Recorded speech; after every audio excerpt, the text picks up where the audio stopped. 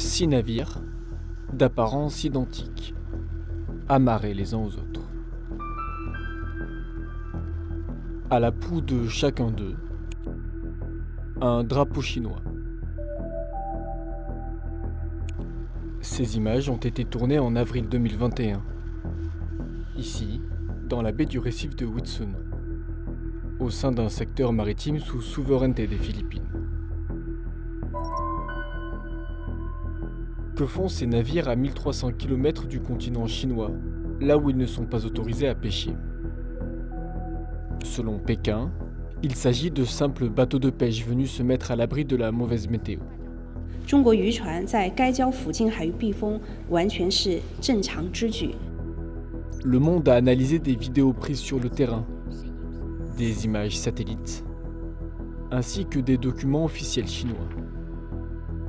Ils exposent le véritable rôle de ces navires, à l'ouest de l'océan Pacifique, dans une zone disputée et stratégique pour la Chine.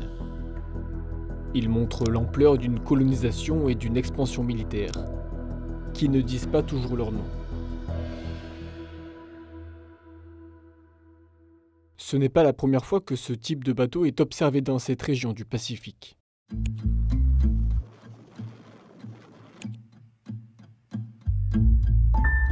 Sur cette photo prise 1 mois et demi plus tôt, le 7 mars 2021, on aperçoit des navires similaires.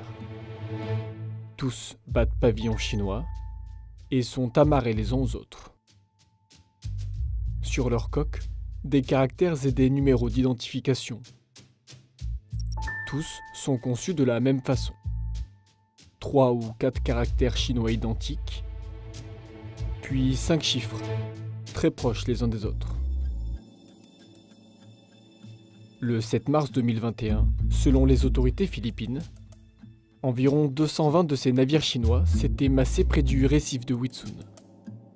Aucun n'a selon eux fait preuve d'une quelconque activité de pêche. Sur cette image satellite du même endroit, datée du 25 mars, on distingue une vingtaine de groupes de bateaux agglutinés les uns aux autres. Au total sur cette photo, 191 bateaux de pêche sont regroupés. Sont-ils là pour pêcher?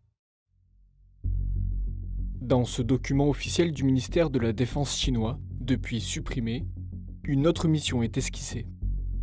Ces dernières années, les milices maritimes se sont appuyées sur plus de 130 compagnies de pêche et plus de 8000 bateaux à moteur pour former plus de 300 compagnies de milices maritimes avec plus de 10 000 miliciens. Dans cet article de presse, on lit que ces milices sont placées sous l'autorité de l'armée chinoise. La division nord de la marine du Guangxi consolide la construction des milices maritimes pour améliorer l'efficacité des équipements.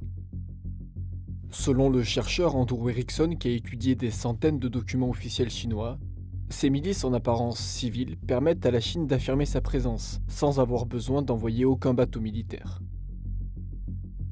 Mais pourquoi ici? Eh bien, selon la Chine, ces eaux lui appartiennent.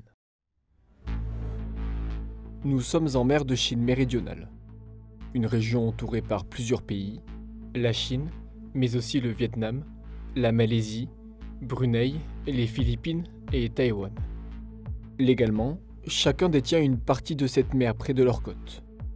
C'est ce qu'on appelle les eaux territoriales. Une zone qui s'étale sur 12 000 marins, environ 22 km. Au-delà, il y a les ZEE, pour zone économique exclusive. Elles peuvent s'étendre jusqu'à 200 000 nautiques, soit environ 370 km.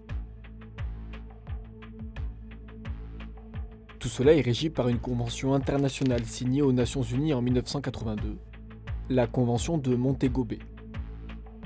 27 ans plus tard, pourtant, à l'ONU, la Chine revendique ceci. Une zone de près de 2 millions de kilomètres carrés, délimitée par ce qu'elle appelle la ligne des 9 traits. C'est un territoire autoproclamé en 1947 et c'est une zone stratégique. En 2016, 39% du commerce chinois transitait par ces eaux. Au total, cette année-là, 3 370 milliards de dollars de marchandises sont passés en mer de Chine. soit environ 21% de la totalité du commerce mondial de la même année. À l'intérieur de cette ligne des 9 traits, on retrouve Taïwan, mais aussi plusieurs dizaines de petites îles qui forment deux archipels principaux, les Paracels et les Spratleys. C'est dans les Spratleys qu'en moins de 5 ans, la Chine a transformé de simples bancs de sable en bases militaires modernes et opérationnelles. 2014, perdu dans la mer, ce récif. Baptisé récif de Subi, il est revendiqué par la Chine. Cette année-là, il est vierge de toute construction. Un an après, en 2015, le récif à moitié submergé est devenu un banc de sable. À l'intérieur, on dénombre 45 navires. Certains sont en pleine activité. Ces larges tuyaux, qui partent de la mer vers la terre, amènent du sable pour étendre l'île. On en compte une dizaine sur cette image satellite. 2019, 4 ans plus tard. Le récif de Subi est désormais doté d'un stade de foot, de baraquements, de hangars et d'une piste d'aviation. Longue de 3 km, elle permet potentiellement de faire décoller et atterrir plusieurs modèles d'appareils de l'armée chinoise. Mais le récif de Subi n'est pas la seule colonie chinoise en mer méridionale. Les images satellites permettent d'en dénombrer près d'une dizaine. En plus de Subi, 3 autres récifs ont été transformés en bases aéronavales en pleine mer.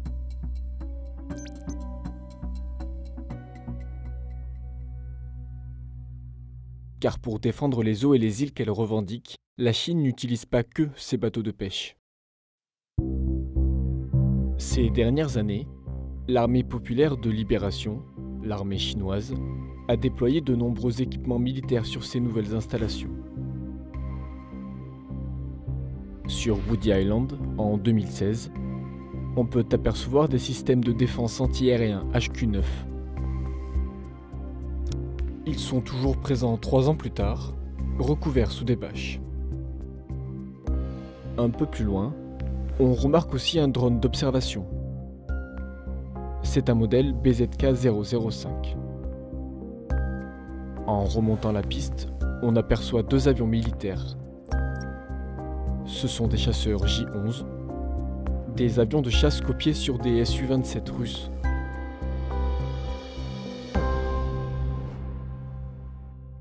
Une activité militaire dont la télévision nationale chinoise fait la promotion.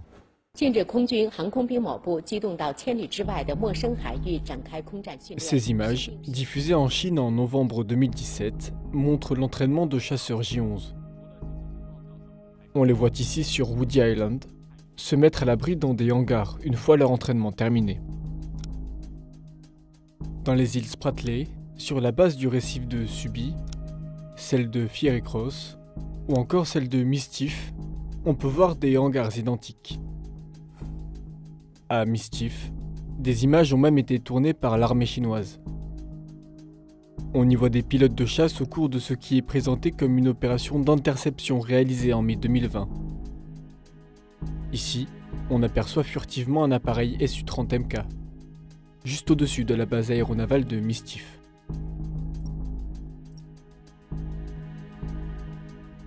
Déployé depuis cette base, le J-11, avec un rayon d'action estimé de 1500 km, pourrait effectuer des opérations couvrant la totalité de la mer de Chine méridionale. Le Su-30MK possède quant à lui un rayon d'action de 3000 km.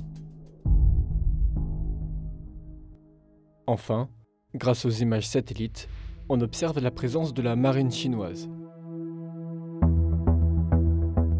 Décembre 2019, sur la base militaire du récif de Subi.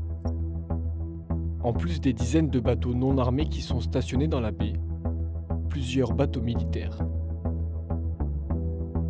Ils appartiennent à la flotte sud qui opère sur cette partie du globe et qui, avec la flotte nord et la flotte est, compose la marine militaire chinoise.